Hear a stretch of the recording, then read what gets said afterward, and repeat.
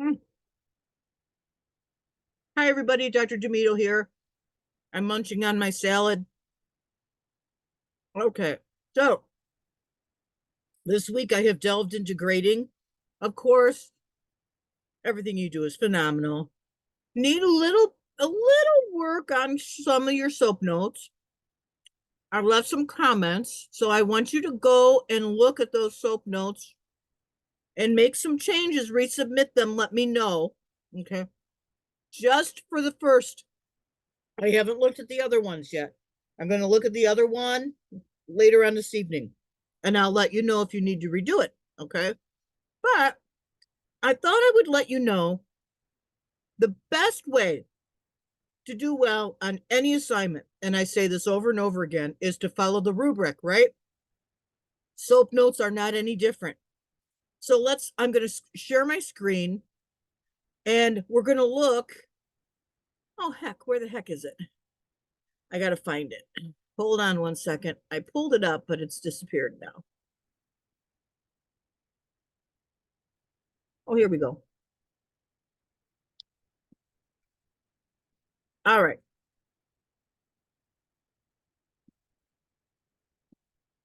All right. So let's share our screen here, and we're going to go over the soap note rubric. All right.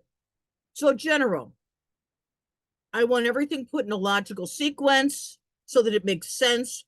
Remember, you may hear a physician dictate a note, and because they're fortunate enough to have recorders. Some nurse practitioners do too, actually, but the majority of us don't.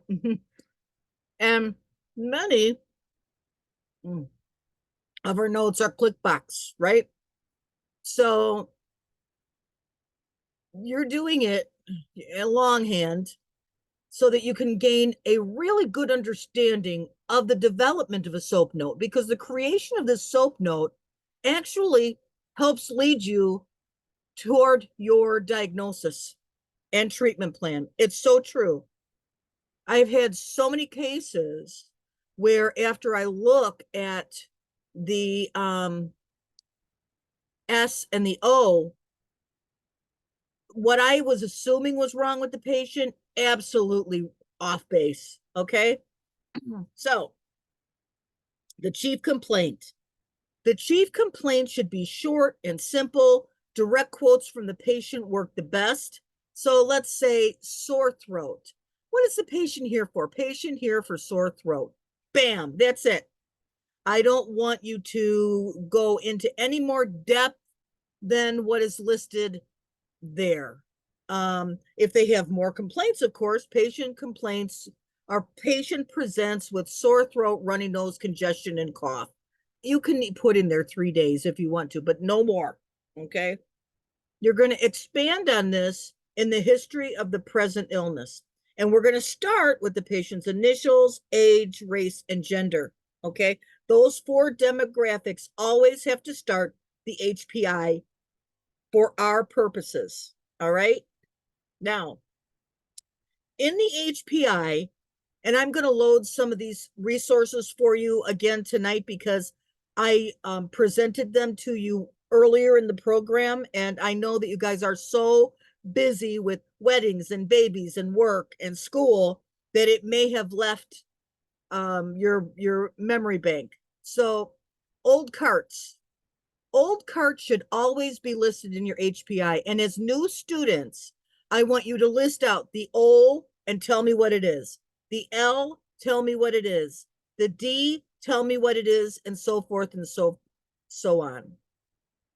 I want it presented in narrative format with details of the chief complaint, includes subjective, pertinent positives and negatives. Remember, subjective is what the patient tells you. It is not what the patient looks like. So you can't say patient presents awake, alert, orient. No. That's not subjective. That's objective.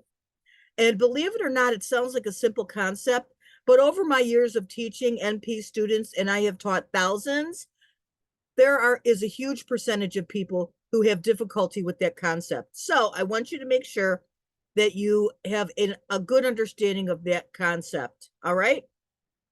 These questions that you ask the patient are going to help you specifically with your differential diagnosis and rule in and rule out your diagnoses. All right. Now, review of systems. You need to review at least 10 systems. And in each system, it must include a minimum of 3 components of the system. So it's not enough to say patient denies shortness of breath. You have to have 3 in each system that you're discussing. Okay, 3. Past medical history. You want to include every medical diagnosis, the year of the diagnosis, whether it's active or current. The patient was a diabetic. It's resolved now because they lost weight, right?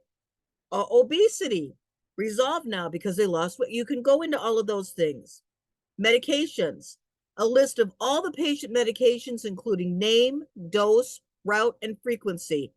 And what are they taking it for? Hypertension, anxiety, depression. All of those things are very important. And I also want you to ensure that you include any over-the-counter medications. St. John's wort is interacts with blood thinners, so you need to know those things. Black cohosh is a form of a synthetic estrogen, so you need to know those too. Allergies includes either no allergies or none are present, and you also need to differentiate. Patient denies allergies to meds, drugs, or environment, or medication, environment, food. That's what I want. Those 3 things. Or they have an allergy, allergic to, what are a lot of kids allergic to? Eggs. There's another, peanuts, anaphylaxis. Past surgical history, you need to include every surgical procedure with the year and the indication. So let's say for me, hip surgery, hip replacement surgery, 2011, AV necrosis. Family history, you want to include the family history for at least 2 first-degree relatives. Who's that? Mom, dad. That's all you need to do. Social's the big one. I want to know if they smoke, do they use marijuana, any drug use, alcohol use, and if they do, I want to know how many cigarettes do you smoke a day? How often do you use marijuana? How often do you use, whatever, methamphetamine? How many alcoholic drinks do you have a day? Are they married, single? Are they in a heterosexual relationship? Are they in a homosexual relationship? What is their employment and financial status? Current, previous occupation, sexual orientation, sexual activity, contraceptive use. Is there any history of abuse and the living situation? Also, something that we would add to this now is, we did say sexual orientation. I also, when I'm doing like STDs, I will ask them, what type of sexual activity do they participate in? Oral, vaginal, anal. And with men, oral, anal, okay? Vital signs includes all 8. The blood pressure with patient position, what position they're in, how big was the cough, heart rate, respiratory rate, temperature, weight, height, BMI. And for the pediatric population, we need the percentiles, right? Now, that ends the S, the subjective piece. Well, actually, vital signs is with objective. Social history ends the subjective piece. Vital signs begins the objective, or what we as a provider see. All right? With the physical exam, we're going to go over at least 5 body systems related to the patient's problem or chief complaint. You must include a constitutional, cardiac, psychiatric, and respiratory, and it needs to be 3 assessments for each body system. So you need to include at least those. So if the patient comes in with a sore throat, that's going to be 1, right? And in that sore throat, well, back here, it's going to be in review of systems. You want to know what how bad it is, all of that stuff. Okay. Now, previous labs. Include a list of the labs or diagnostic tests reviewed at this visit. So did they have a strep test, flu test, COVID, RSV, any of those things? And abnormal values should be highlighted or acknowledged. If there are no abnormal results, to provide a description of the diagnostic findings.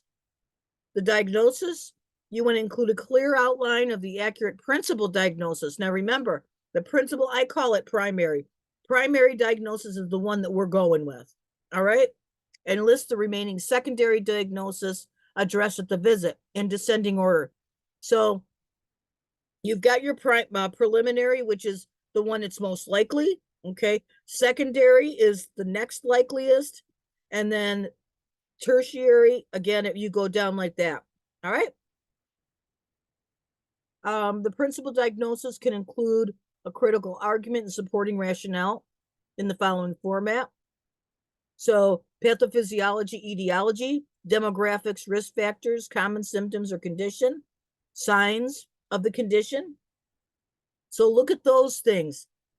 If you have a patient that you're concerned may have appendicitis, you're going to do testing. You're going to do rebound tenderness. I always have them jump off the table. I don't know what that's called. McBurney's point, obturator sign, all of those things. Okay.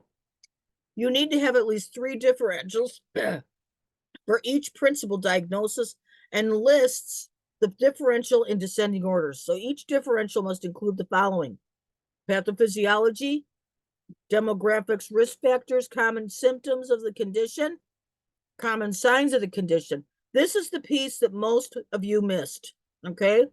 So we've got, let's, excuse me.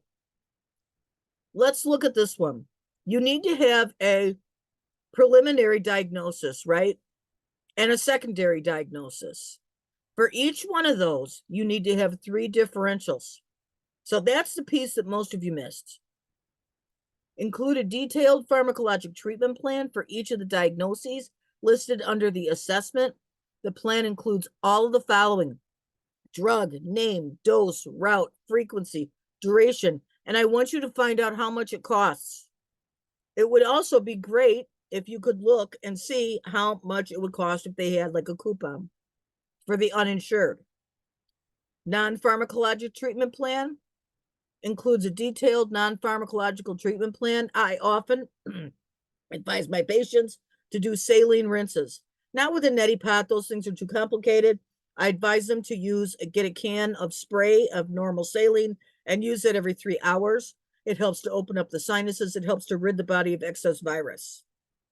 Non-pharmacologic treatment plan. These are the appropriate diagnostic testing. 100% of the time, or acknowledges none were required at that time. Anticipatory guidance. This was another one that was missed. And this is not something you're going to be doing in practice, but for our purposes, you need to include it. At least 5 primary and secondary prevention strategies using AHRQ EPSS app based on the patient's age, sex, pregnancy, immunization status, tobacco use, and sexual activity, and you must include at least 3 secondary prevention strategies. So that's a big one, right? 5 primary and secondary prevention strategies and 3 secondary prevention strategies. So really 2 primary and 3 secondary. Follow-up plan includes recommendation for follow-up, including the time frame, days, weeks, months, referrals, and red flags. You must include evidence-based research citations to support your decision-making. And I know a lot of you wanted up-to-date. We're not contracted with up-to-date. I am working on it, but I don't want you to get too dependent on up-to-date. It's an expensive program, and in fact, I work for it actually is the biggest healthcare system in Illinois and Wisconsin, Advocate Aurora. We don't use it anymore. We use Dynamed because it's cheaper. So a lot of the nurse practitioners use their CE money to buy up-to-date because they've grown used to it. I personally don't. I like Epocrates. The reason I like Epocrates is because I think I used it when I was in school and I feel comfortable with it. Up to Date is a great resource, but for me, it provides me too much information. I don't need to know all those details in my field. I do acute care.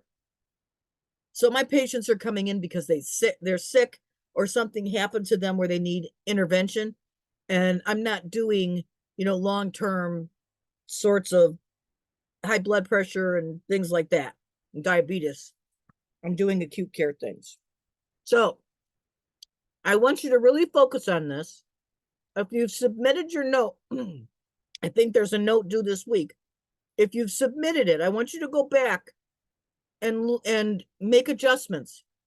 And we're going to work on this together. I'm going to start creating many more resources for you to use. I'm going to have my daughter and I'm going to use my daughter as a patient and do some role-playing things for you.